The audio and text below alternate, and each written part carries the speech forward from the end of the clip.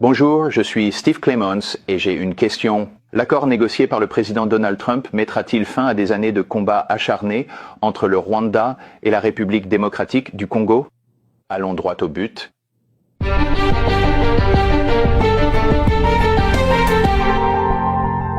C'est un conflit qui trouve ses racines dans le génocide rwandais de 1994, au cours duquel près d'1 million de Tutsis ont été tués en l'espace de 100 jours.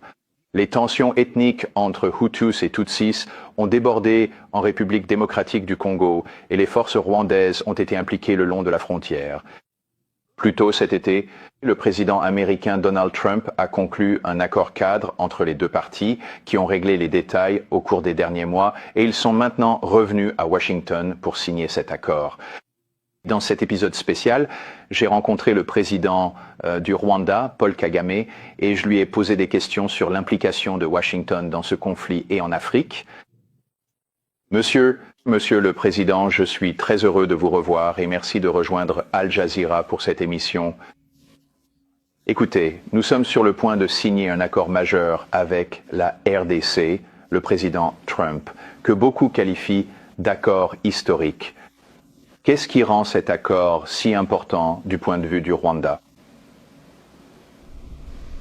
Eh bien, cette pensée à propos du conflit, cela dure vraiment longtemps, pendant de nombreuses années, et cela continue. Nous n'avons jamais rien connu de tel. Là où il y a concentration, il y a attention. Jusqu'à ce niveau où exactement, précisément, les deux éminents dirigeants des deux nations, le Rwanda et la République démocratique du Congo, sont venus à... J'ai eu l'occasion de rencontrer personnellement le président des États-Unis qui a manifesté une attention toute particulière et une considération approfondie à ce problème crucial. Et le niveau de visibilité, d'énergie considérable, voire de pression politique nécessaire et indispensable pour véritablement résoudre ce problème complexe. Une telle situation n'a jamais été observée auparavant, c'est une première historique. Et puis la base fondamentale sur laquelle ce problème est précisément abordé est également particulièrement intéressante. Cela touche vraiment à des éléments très fondamentaux et essentiels. Si l'on veut s'attaquer à ce conflit actuel et persistant. En commençant par bien comprendre la cause profonde et essentielle, mais aussi en s'appuyant solidement sur les trois éléments fondamentaux qu'ils ont clairement évoqués, à savoir précisément politique, sécurité et l'économie. Je pense que cela englobe tout, du moins en théorie. Ce qui reste, c'est la pratique concrète ou la mise en œuvre effective. C'est précisément là que tout se joue et que les choses se passent réellement. Les complications surgissent. Qu'est-ce qui différencie ce moment avec l'implication du président Trump dans cette administration? Eh bien, je devrais vraiment dire, mais vous savez, il y a en fait deux situations très différentes où le récit porte sur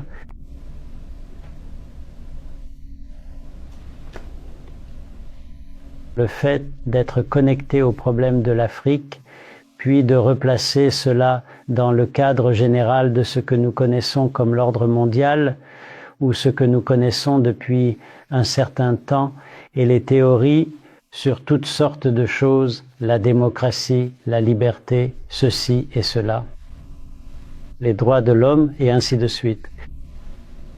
Mais pendant de nombreuses années, nous avons constaté que tout cela est resté au stade de récit et de théorie, mais qu'en pratique, on ne voit pas cela se traduire par des améliorations dans de nombreux pays ou dans la vie des gens, disons, sur notre continent.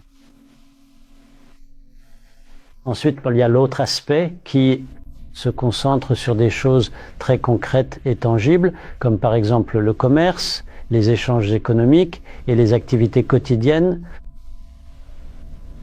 différents intérêts économiques, comment ils se traduisent par des améliorations dans la vie des gens et en se concentrant sur les choses réelles et, bien, comme on l'a dit, en regardant la nature transactionnelle de ce que l'on donne, ce que l'on reçoit, quels sont les résultats, cela rend facile de mesurer ce que l'on retire de toute interaction.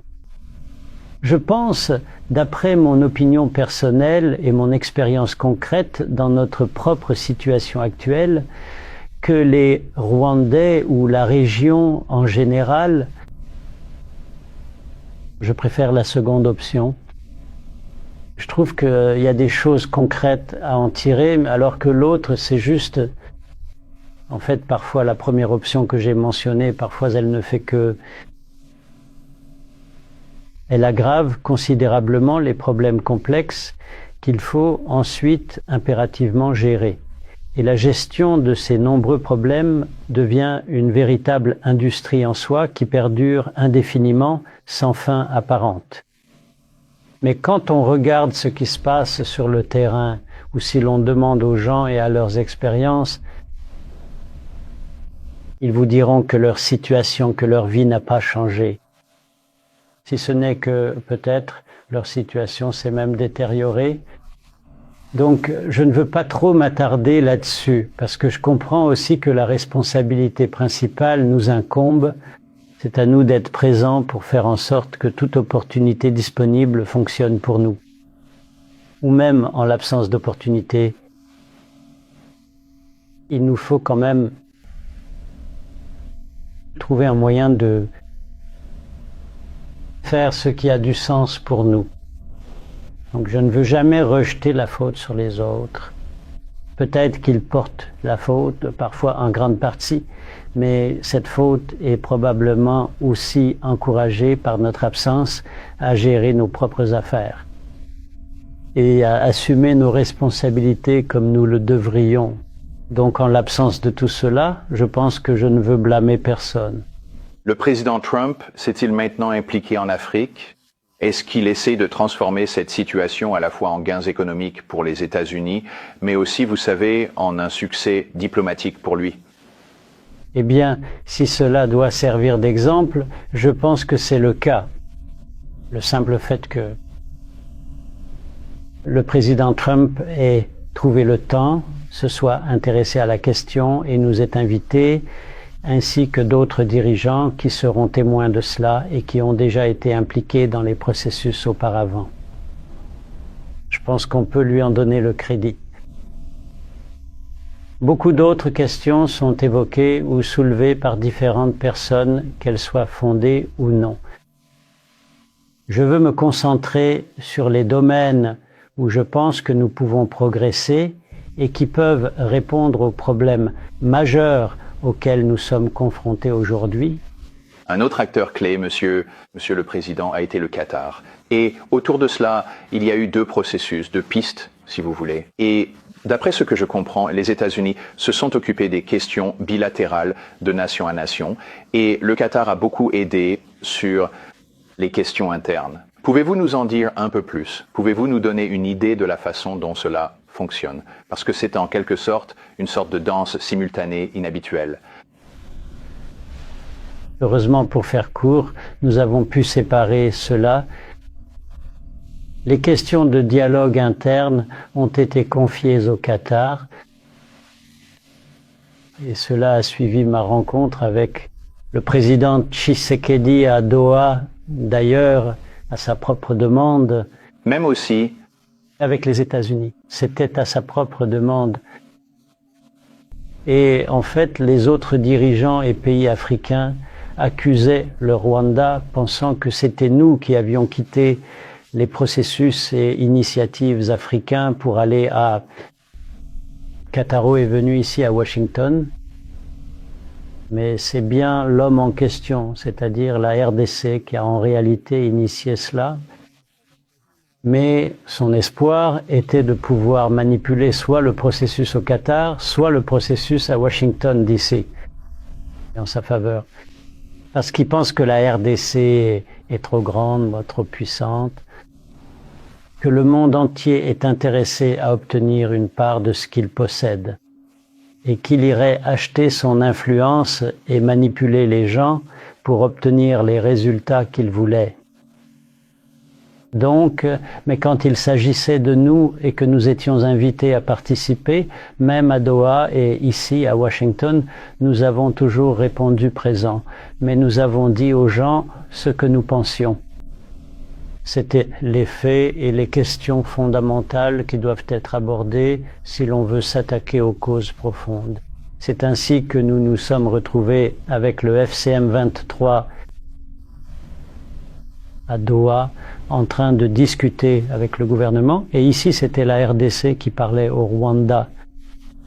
Également dans le cadre régional. C'est pourquoi ces dirigeants ont été invités à être témoins de cela.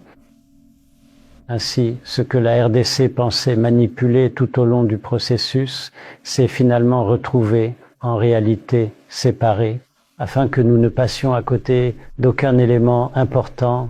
Donc Doha est très important.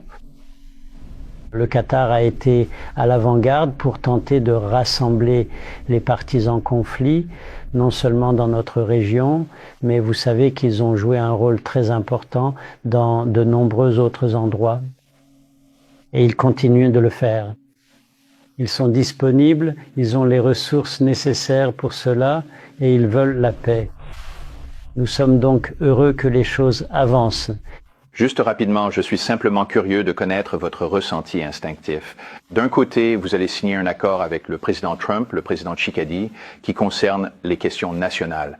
Et faites-vous confiance à la capacité de Tshisekedi à réellement contrôler cette partie de tous les courants qui traversent l'Est de la RDC?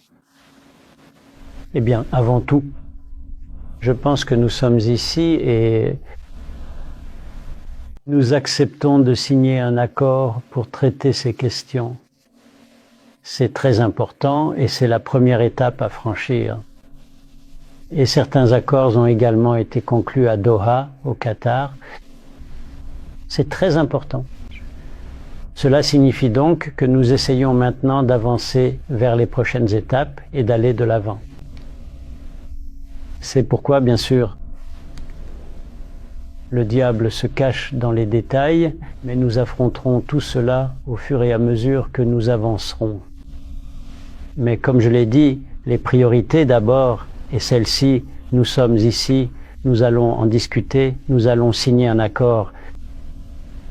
J'espère que le Qatar et les États-Unis continueront d'accompagner ce processus et de voir la situation telle qu'elle est. Et je suis sûr que s'ils estiment que le Rwanda est à blâmer pour quoi que ce soit, ils le diront, ils viendront nous voir, ils nous demanderont si nous devrions faire ceci ou cela et non pas autre chose. Nous étions d'accord. Et j'espère qu'il en sera de même pour la RDC, car nous avons déjà eu des expériences où la RDC a conclu des accords avec différentes parties, y compris nous-mêmes. Et le lendemain de l'accord, ils disent le contraire. Et cela s'est produit non pas une fois, ni deux, ni trois, mais encore plus souvent. Donc nous savons que nous devons faire face à cela. Nous savons que cela risque d'arriver, mais cela ne devrait pas nous détourner de la véritable direction qui a bien commencé et que nous devons poursuivre. Alors nous avançons pas à pas en voyant ce que nous devons faire. Monsieur le Président, la nouvelle grande course à Washington est la course avec la Chine. Préoccupations concernant les dépendances, inquiétudes au sujet des matériaux critiques, préoccupations pour la sécurité nationale et l'économie. Et je sais qu'une grande partie de l'évolution de votre relation avec les États-Unis concerne la vente de matériaux critiques. Vous produisez du tungstène, de l'étain et d'autres matériaux clés. Comment vous situez-vous, si c'est le cas, dans cette équation de l'intérêt de l'administration Trump, dans la compétition sur une grande partie de ce secteur autour des matériaux critiques et d'autres questions commerciales? Eh bien, je ne vais pas trop parler de la compétition qui se déroule à travers le monde. C'est trop lourd à porter pour moi.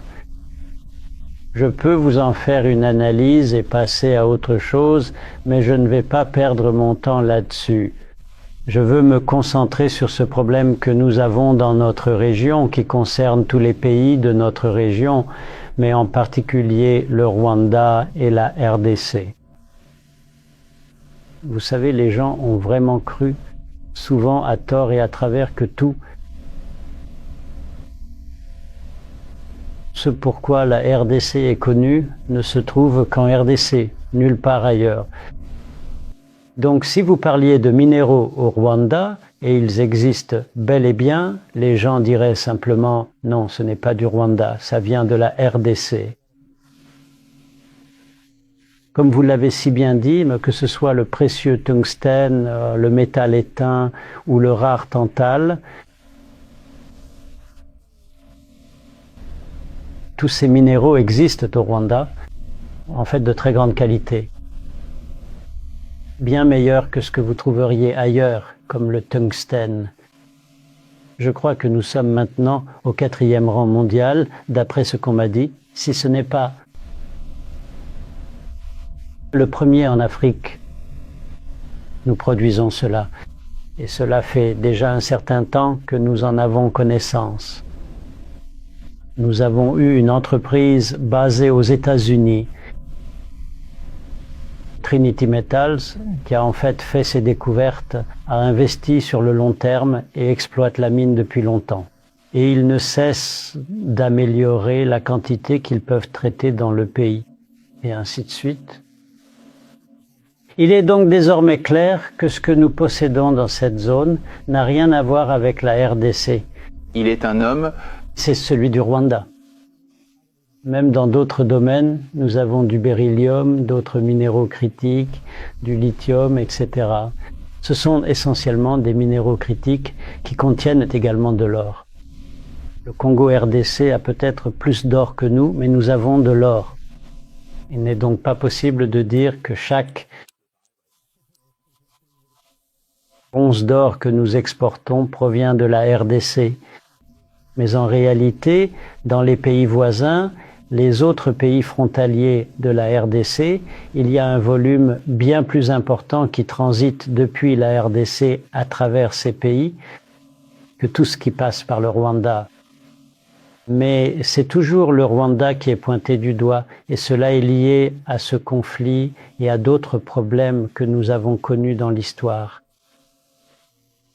Il s'agit simplement de jouer au jeu du blâme contre le Rwanda et de couvrir tout le reste qui se passe derrière cela, comme même le soutien au FDLR et bien d'autres choses qui se sont produites. Mais cela inclut certains acteurs internationaux. Quand nous parlons de cela, nous ne parlons pas seulement du Burundi, de l'Ouganda ou d'autres, non. Nous parlons de ces grands pays de l'hémisphère occidental, ils en font partie. Et la façon dont ils jouent le jeu pour couvrir le FDLR et la tragédie qui s'est produite au Rwanda et la tentative de rejeter, vous savez, la responsabilité ailleurs sont stupéfiantes. On ne peut pas comprendre pourquoi cela arriverait. Et puis cela se traduit aussi par le jeu du blâme autour des minerais ou du manque de stabilité dans notre région. Mais si vous regardez aussi l'ensemble de la région, nous avons protégé notre pays. Continuer à le développer et à veiller à ce que nous ne fassions pas partie de l'instabilité, ni que nous en soyons la source, car on ne peut pas faire cela tout en voulant créer un meilleur environnement pour soi-même. Mais les gens continuent de nous entraîner là-dedans pour leurs propres raisons. Je ne comprends pas. Le président Trump s'est défini comme une personne cherchant à instaurer la paix dans de nombreux conflits différents. Pensez-vous, le président Trump, selon vous, président Chikadi, devrait-il être pris en considération par le comité du prix Nobel de la paix? Non. Eh bien, d'autres pourraient être considérés, mais pas moi. Je ne pense pas que je sois à ce niveau. Et le président Trump? Je ne pense pas vraiment que j'y sois ou que je sois encore présent, donc je le réserve donc pour... Pourquoi pas? Le président Trump compte tenu de ce qu'il a accompli en si peu de temps, en essayant de stabiliser la situation, des efforts qu'il a fournis, sachant d'ailleurs que pour certains de ces problèmes complexes, on ne trouve pas de réponse en tant qu'individu. Aussi puissantes que soient les États-Unis et aussi puissant que soit le président des États-Unis, vous ne pouvez pas obtenir des résultats tout seul. C'est pourquoi, pour certaines choses, les échecs qui en découlent, c'est pour cela que j'ai dit que c'est nous qui sommes à blâmer. S'il y a un conflit entre le Rwanda et la RDC et que quelqu'un essaie d'aider et que nous ne trouvons pas une solution à cela, je ne pense pas qu'il faille blâmer celui qui essayait d'aider.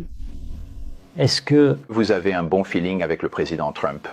Je pense que oui. Vous savez, lors de son tout premier mandat, et cette fois-ci aussi, je pense, vous savez, il est important de noter que cela s'est produit.